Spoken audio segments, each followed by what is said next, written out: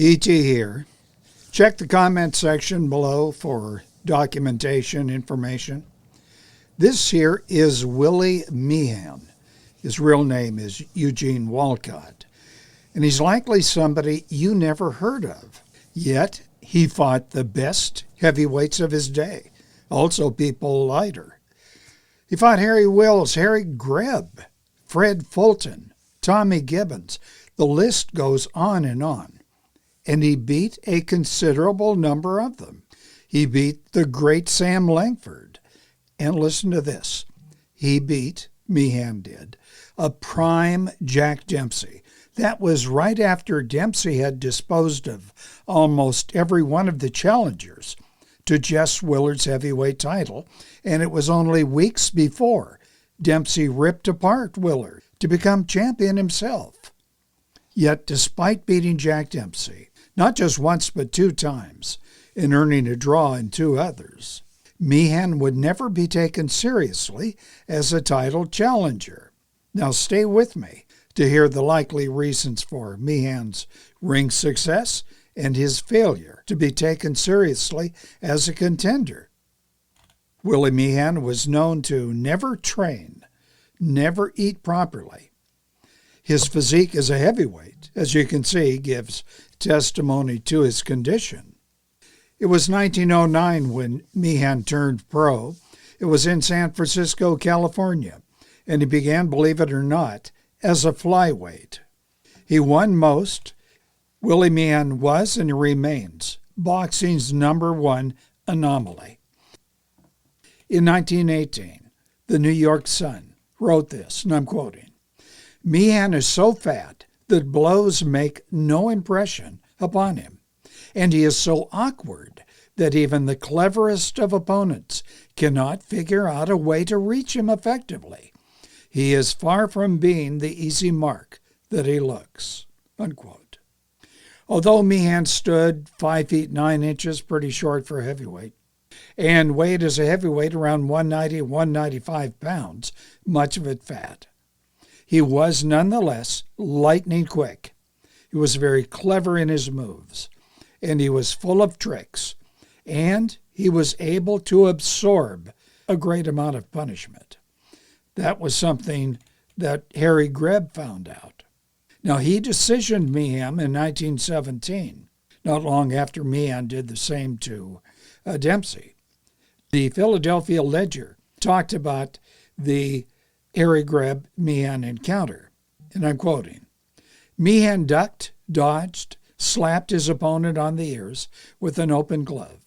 He, however, did no damage.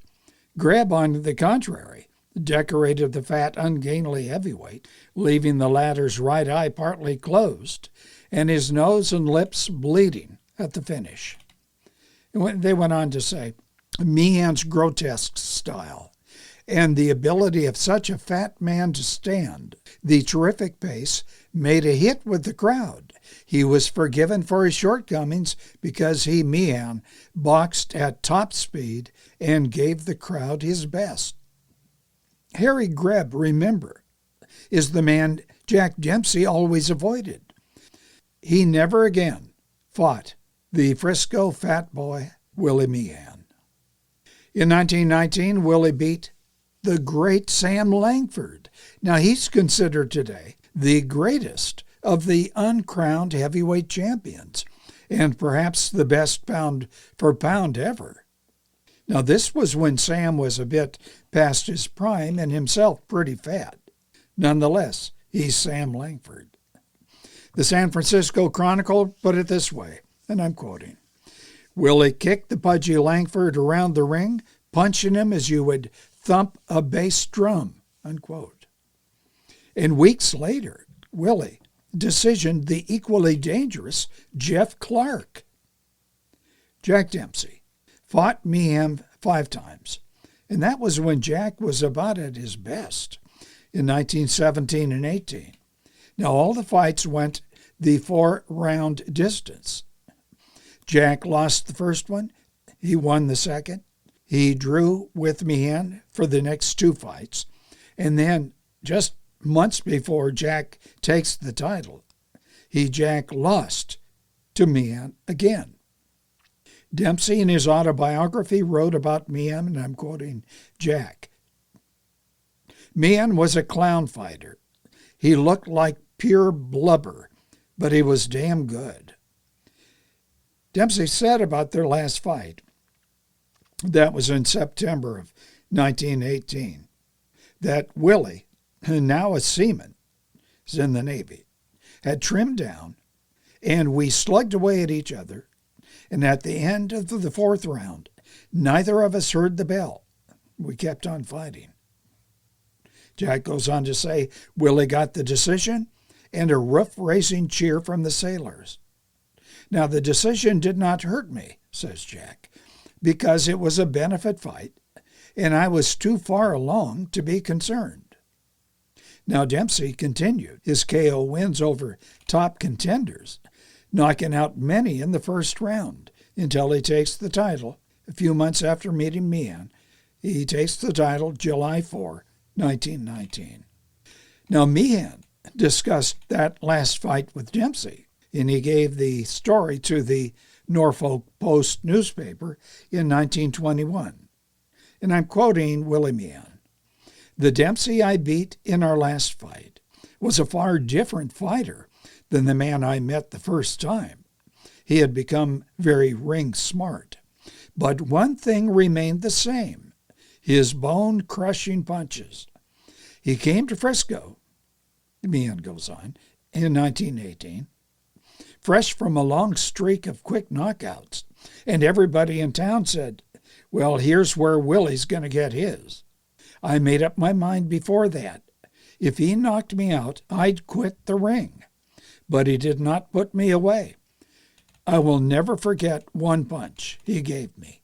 It jarred me so hard I wasn't right for 2 months afterward.